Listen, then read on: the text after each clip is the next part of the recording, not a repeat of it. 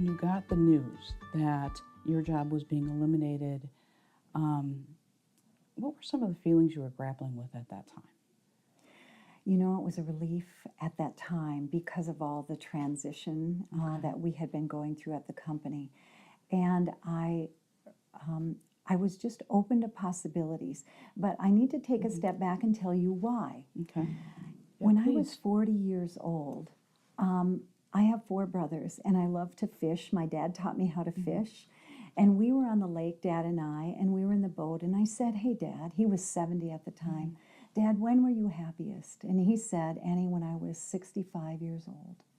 And I thought to myself, holy balls, I'm not waiting until I'm 65 years old to be happy. So I put in place a freedom plan at that time, and I actually called it a freedom plan. Okay. So I did not know about portfolio careers until I was 47, and that's the year I got laid off. And I had the privilege and honor of working with a career coach like you, Pat Berg, and she's the one that introduced me to the concept of a variety of life. And I realized that's the freedom plan that I had been searching for. Oh, that's great. That's exciting. But it took a component, if I heard you right, of being open. Yes. Because at that time, portfolio careers were not terribly well, they weren't very common or very well defined. No. So what was in your mind and heart when you took that very first step towards, I am going to do this? Yes. First of all, I did a lot of research, Karen. There was nobody that had that title here in the Twin Cities. I met a man that was doing that work in London. And so I had a nice visit with him over the phone.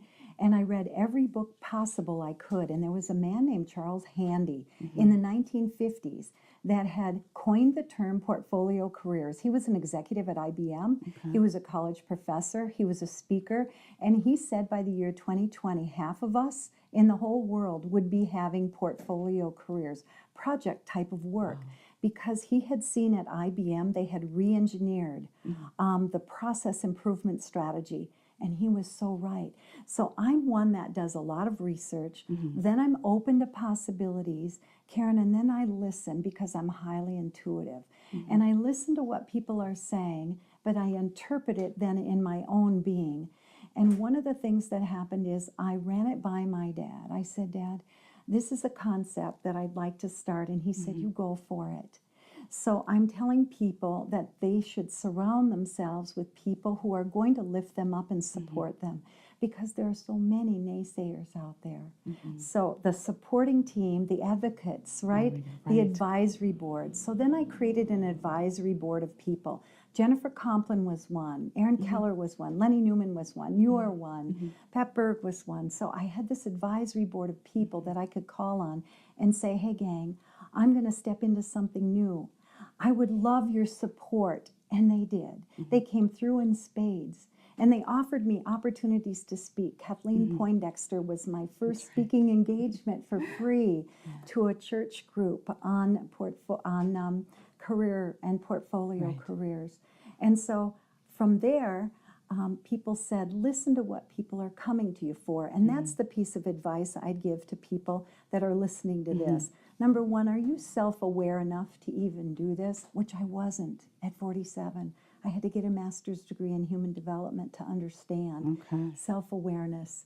And another piece was, what are people really coming to you for? And Karen, when I assessed that, I realized they were coming to me for spiritual coaching and career coaching. I was in the wrong job, creating technology solutions for large companies. Sure.